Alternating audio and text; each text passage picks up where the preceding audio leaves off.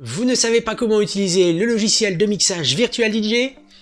Dans la première vidéo de cette série, je vous montre comment installer Virtual DJ, comment paramétrer l'audio et comment fonctionnent les platines, le mixeur ainsi que le navigateur pour réaliser vos premiers mix.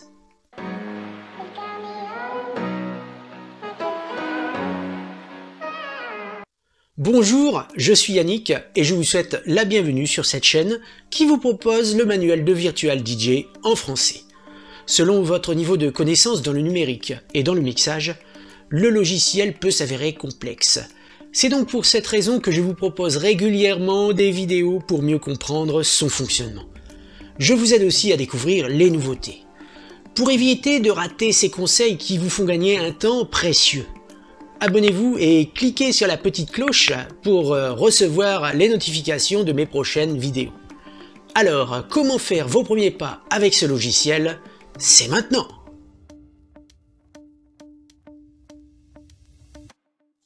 En suivant le lien dans la description, vous allez atteindre cette page qui va vous permettre de télécharger Virtual DJ sur Windows ou sur Mac. Attention toutefois, la configuration minimale, ce sera Windows 7 ou Mac OS X 10.9.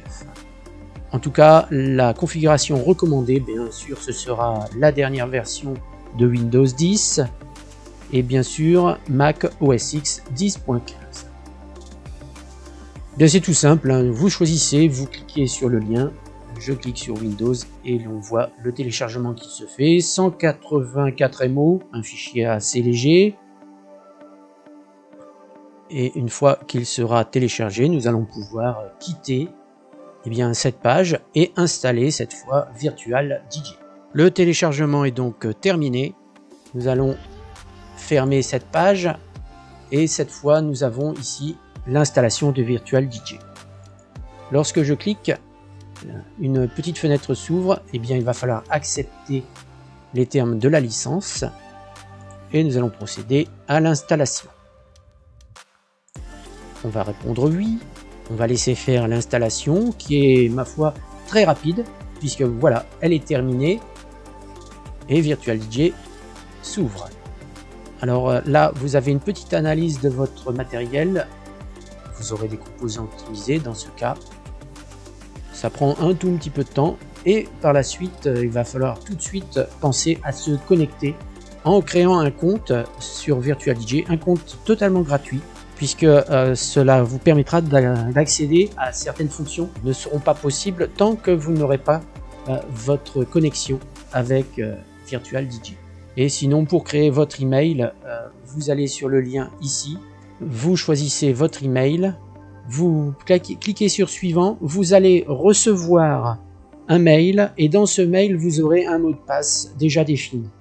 Une fois que vous avez votre mot de passe, vous vous connectez de la même manière qu'ici, vous insérez votre mot de passe et ce sera donc terminé. J'ai donc mis mon email, on a cette fois le mot de passe, je vais donc insérer mon mot de passe, je clique sur suivant. Et on me propose ici aussi une mise à jour.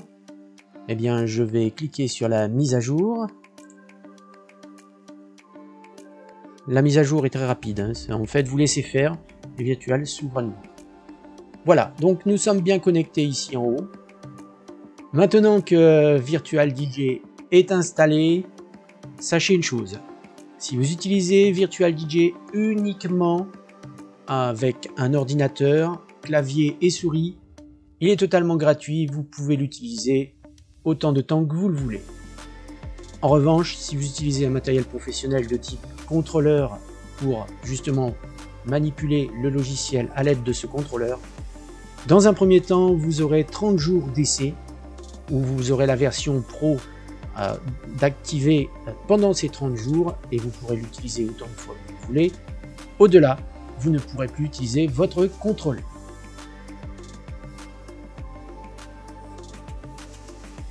En principe, votre logiciel c'est bien connecté normalement à configurer le son correctement. Pour autant, je vous montre, si vous n'avez pas de son, le moyen de régler ce problème. vous allez ici, bien sûr, dans le haut, là, vous voyez une petite roue dentée. Vous cliquez dessus, ce sont les paramètres, et vous avez des onglets. Le premier onglet, bien, ce sont des tutoriels en anglais. Si vous sentez taille, je vous invite à aller les voir. Sinon, vous regardez tous les tutos que j'ai laissés sur la chaîne. Ils sont en français, ce sera peut-être plus simple. L'onglet qui nous intéresse, c'est donc celui-ci, audio. Là, vous avez les sorties donc sur les haut-parleurs. Donc, soit sur votre PC, sortie casque, ou la carte son de votre PC avec les petits haut-parleurs de votre PC. Ensuite, vous pouvez mettre le speaker, donc les haut-parleurs, et aussi le casque. Et bien sûr, nous allons voir ça juste après. Là, vous avez donc le matériel.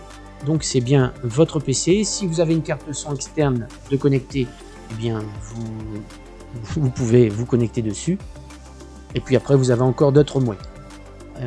Là, ce qui nous intéresse, c'est ça. Donc, la sortie ici, master, c'est la sortie principale.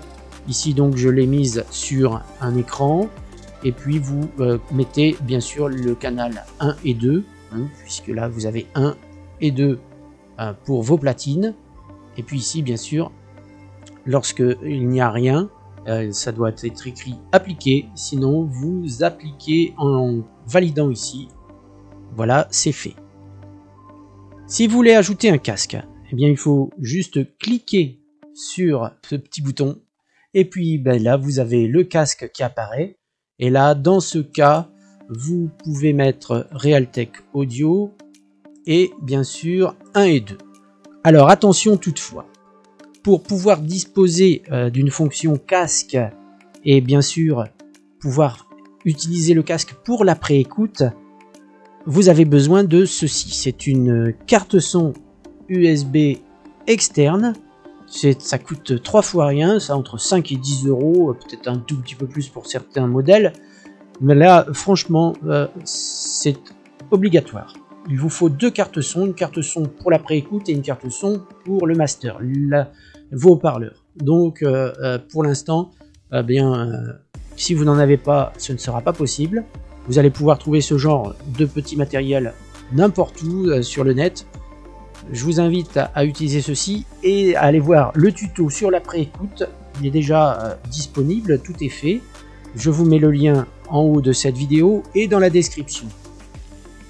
Une fois que vous avez bien paramétré, et bien là vous appliquez.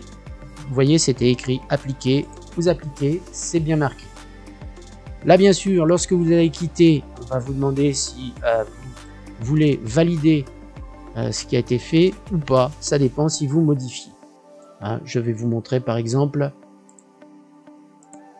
si bien sûr je voulais appliquer ici ceci, bien là ça va appliquer, mais si vous faites la flèche avant, on vous le demande. Ça a été modifié, est-ce que vous voulez l'appliquer?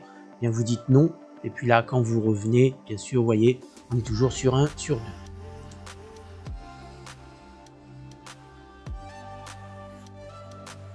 On va donc maintenant parler de l'interface et de ses différentes zones. Vous avez donc une première zone ici tout en noir. Là il s'agit de la waveform. Lorsque l'on va mettre un titre, une onde va apparaître pour les deux platines. La platine A qui sera en haut et la platine B qui sera en dessous. Ensuite vous avez donc les deux platines A et B ici. Le mixeur qui se retrouve sur la partie centrale. Et la seconde moitié inférieure, et bien là ce sera tout le navigateur.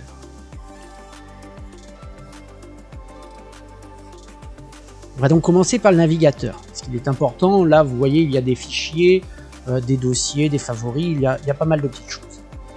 Alors pour retrouver votre musique, il va falloir aller sur la musique locale que vous retrouvez sur le haut. Donc là bien vous allez chercher dans vos musiques, ou sur vos disques externes, le disque interne, ou sur le bureau. Bon, bref, vous allez retrouver votre dossier de musique. Une fois que vous y serez, bien après il s'agira de créer des dossiers et de classer votre musique afin de la retrouver très facilement. Le but est vraiment de chercher après la musique et de la trouver facilement. Alors pour cette partie, donc vous avez ici tous vos dossiers.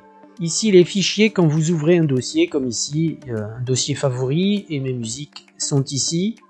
vous avez une barre de recherche et puis après une vue de côté ici. Et puis là, bien sûr, une musique et la préécoute qu'on peut retrouver aussi ici dans votre navigateur, bien sûr. Alors, pour cette partie, je ne m'étendrai pas plus. Je vous mets à votre disposition une playlist qui se trouve donc dans la description et ici en haut à droite, elle apparaît. Cette playlist va vous apprendre à créer des dossiers, à créer à classer vos musiques, à comprendre cette partie intégralement.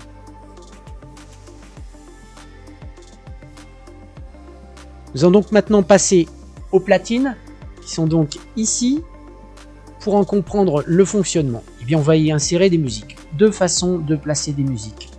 Lorsque vous n'avez qu'un PC, soit vous cliquez sur le titre et vous faites un drag and drop, un glisser-déposer, comme je le fais là. Soit vous faites un double clic et lorsque il y a une platine qui est vide comme ici ou qu'il y en a une qui est utilisée en lecture, et bien à ce moment-là vous faites un clic double et elle va se charger automatiquement. Vous avez encore des possibilités, charger sur, bien sûr en faisant un clic droit et vous avez deck 1, deck 2. Dans cette partie de platine, que retrouve-t-on? Eh bien, nous retrouvons ici la waveform du titre et la waveform qui est ici en haut. La même chose ici en rouge qui est ici. Ici une partie pad, vous allez pouvoir mettre des effets en cliquant là-dessus. Des effets de filtre, flanger et couper la cut en fait sur votre musique en lecture. Et puis ici faire des boucles que vous pouvez faire plus ou moins longues. Ici un mode play ou pause. Ici un bouton de synchronisation pour synchroniser les BPM qui sont ici. Donc les battements par minute. Ces battements par minute, vous pouvez très bien les augmenter en baissant ici le pitch ou le baisser en montant le pitch. Nous allons donc écouter les effets qui sont proposés sur chaque platine, car je le rappelle, les deux platines sont identiques. Vous avez donc ici des pads. Des pads, je vous montre les pads, ce que c'est sur un contrôleur. Voilà, vous voyez, ce sont des petits boutons, vous pouvez tapoter dessus ou appuyer, maintenir, vous faites un petit peu ce que vous voulez avec ces pads. Très très important dans le monde du mixage, les pads, énormément de fonctions. Donc nous allons mettre sur mode play, nous allons écouter la musique, en même temps je vous fais découvrir les effets. Alors concernant les pads, le Bitgrid, 4 modèles.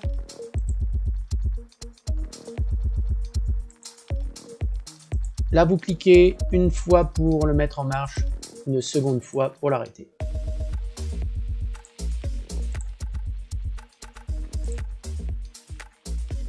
Pour les rolls, là, il faut maintenir clic gauche, appuyer dessus, lorsque vous relâchez, ça s'arrête.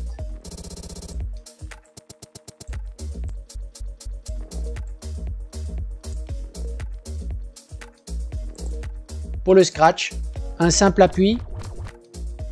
Et ça s'arrête tout seul.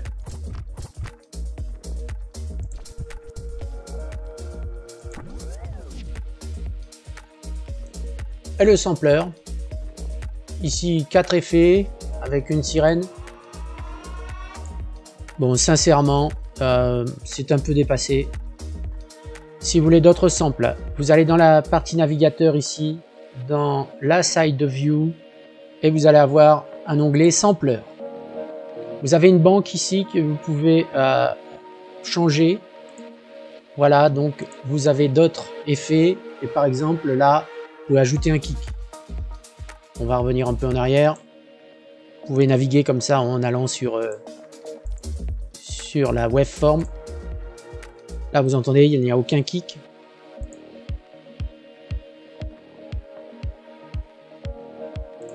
On y a ajouté un petit hat ou un kick, comme vous voulez. Voilà, ça c'était pour la partie pad. Pour la partie FX, eh bien là, vous maintenez avec votre clic gauche et vous poussez la souris pour avancer. Et pour revenir en arrière, vous reculez la souris. En sachant que le point 0, c'est le point central, vous faites un double clic. Et là, ça s'arrête. Ça revient au point neutre. La même chose pour le flangleur.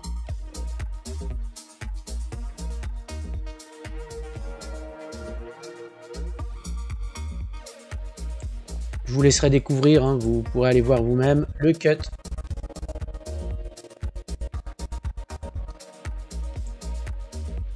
Voilà, donc ces effets sont uniquement disponibles filtre, flanger et cut. Enfin la loupe, et bien là on est sur 16 temps, 8 ans, et on attend juste le moment qu'il faut. Voilà, j'ai mis celle-ci. On voit sur la waveform hein, la boucle qui revient sans cesse. Ici, on vous le demande, vous pouvez ne plus avoir à montrer ce genre de choses. La boucle se fait soit au moment où vous cliquez à l'endroit où vous la déclenchez, ça se fera par l'avant ou par l'arrière, c'est-à-dire le point de fin peut être choisi, ou le point de début. Ensuite ici avec les flèches, eh bien, vous pouvez diminuer la boucle.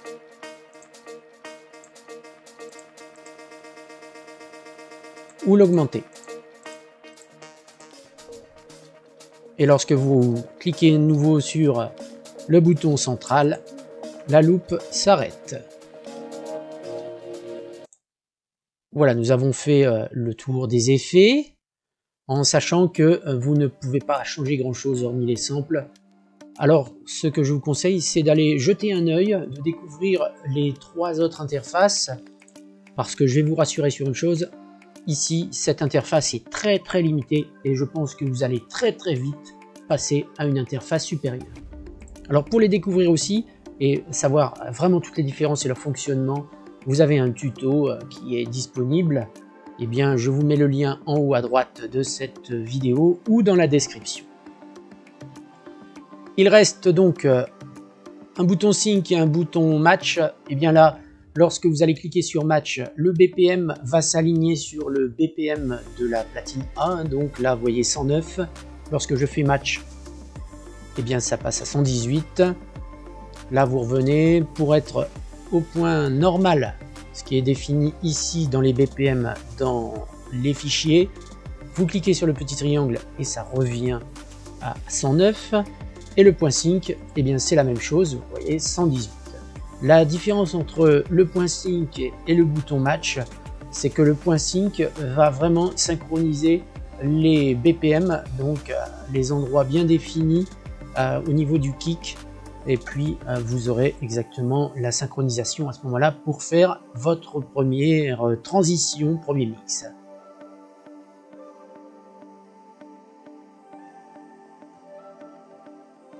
Voyons donc maintenant la partie mixeur, qui est donc cette partie centrale, avec de chaque côté un fader pour baisser le volume ou l'augmenter, un bouton de préécoute, lorsqu'une platine est en mode lecture, cela vous permet d'écouter l'autre platine avec un casque, le crossfader qui se trouve ici au centre, donc si les deux platine était en mode lecture, on entendrait les deux, ce serait mélangé. Donc le but étant d'être de ce côté pour n'entendre que le A et de ce côté pour n'entendre que le B. Ici les EQ, l'équalisation avec bien sûr les fréquences aiguës, les fréquences médium et les fréquences basses. Les boutons que l'on peut modifier en étant au centre ici, vous êtes à 0. Vous mettez plus ou vous mettez moins. Ici, bien vous allez retrouver les niveaux de vos platines. Donc ce sont des vumètres. Et là, sur le petit triangle, le mode EQ avancé. Alors, là, il faut que je vous dise quelque chose qui est important. Vous n'aurez accès qu'à cette fonction que si vous avez installé Virtual DJ sur un PC disposant de Windows 10 64 bits. Il y a encore des versions 32 bits, eh bien ça ne fonctionnera pas, vous n'aurez pas accès ni avec les versions antérieures à Windows 10, pardon. Donc, eh bien là je vous le montre, si vous disposez de cette fonction, eh bien tant mieux. Ça va vous permettre, avec certains titres, voilà j'ai mis celui-ci, de couper la voix, de modifier l'instrumental et les bits. Je vous mets le lien du tuto qui est disponible pour cette fonction dans la description et elle apparaît ici en haut à droite comme d'habitude.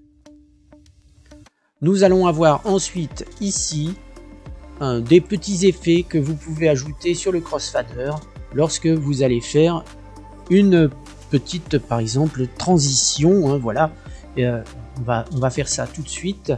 Donc là, je vais continuer avec mon titre en A. Voilà, je vais donc enclencher. Alors, je vous fais ça comme ça là. Je ne cherche pas à faire des choses extraordinaires. Hein, je vous montre le fonctionnement. Et là, lorsque je vais partir sur ce côté, et là, vous voyez, on entend encore l'écho sur le titre à côté.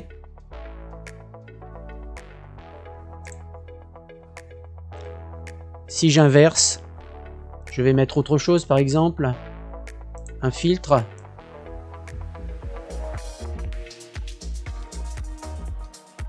On a entendu le petit effet, alors que si je ne mets aucun effet,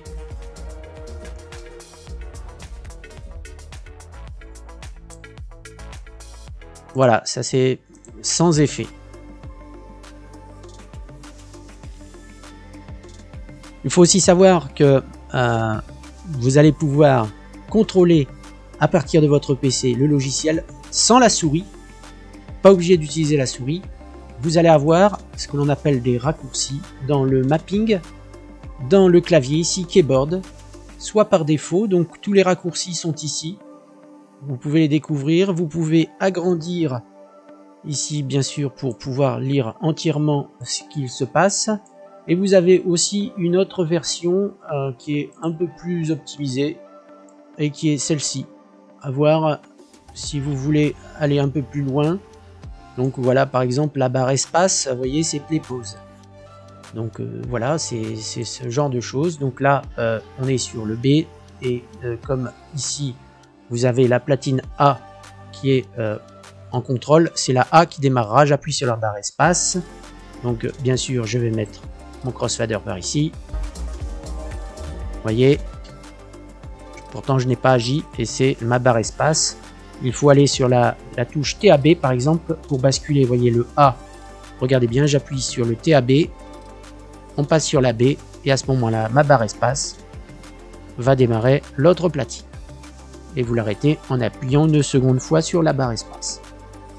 Alors bien sûr, si les raccourcis clavier vous gênent, on ne sait jamais, vous pouvez les isoler en ignorant les raccourcis clavier. Et là, dans ce cas, eh bien là, platine B, si j'appuie sur mon espace, ça ne fonctionne plus. Il n'y a plus donc de raccourcis clavier. Attention, hein, ils sont installés par défaut. Vous pourrez trouver donc sur le mapping, cet onglet ici, vous allez avoir aussi des tutos. Je vous mets le lien pour ces tutos dans la description. Maintenant que vous avez installé Virtual DJ, vous allez progressivement découvrir toutes les fonctionnalités. Un dernier conseil, à chaque fois que vous faites une modification majeure, ou avant de refermer votre logiciel, pensez à sauvegarder votre travail. Une vidéo est disponible sur ce sujet, voici le lien qui s'affiche, ou retrouvez-le dans la description. Prenez bien soin de vous, on se retrouve dans la prochaine vidéo.